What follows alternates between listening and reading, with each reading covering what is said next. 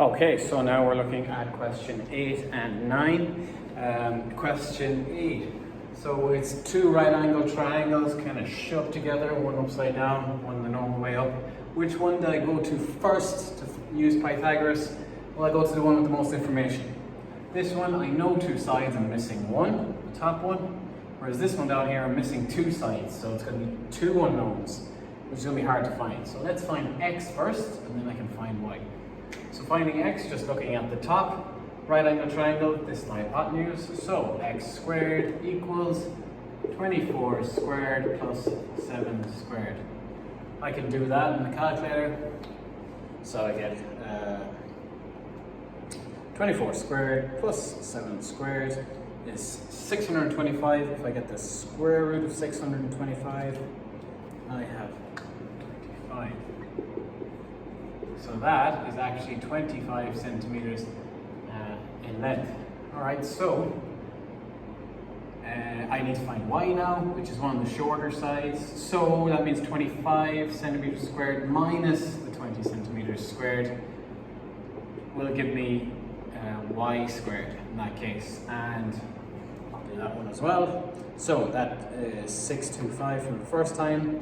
20 squared is 400, so we're left with 225, I think. So if I want to get the square root of 225,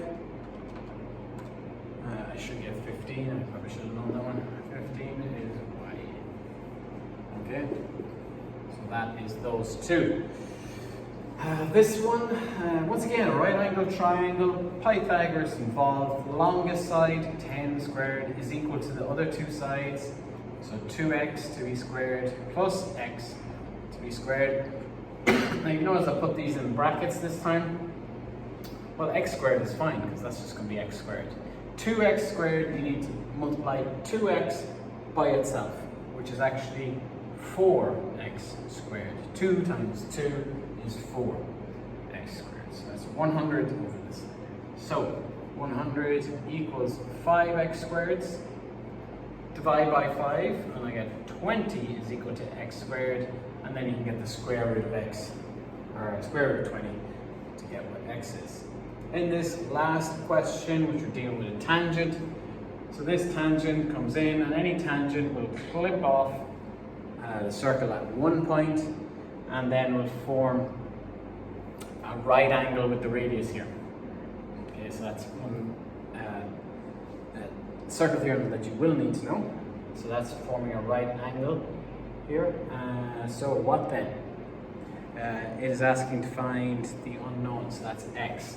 Now, it gives us a radius here, but only gives that this length is 9 centimeters to the edge of the circle, which means I have to fill in that little bit, but I know the radius is 5 from the diagram, because it gives it 5 over here. So that extra bit is 5 centimeters here, and this bit is 5 centimeters there. So I really have a right angle triangle like this with 5 centimeters.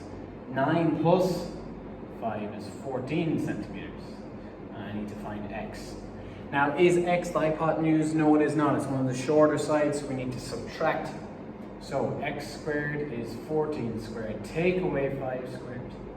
X squared then, well, what's 14 squared? Take away 5 squared.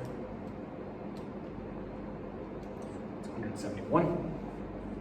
If I get the square root of that, I will have my final answer. It's about 13.07.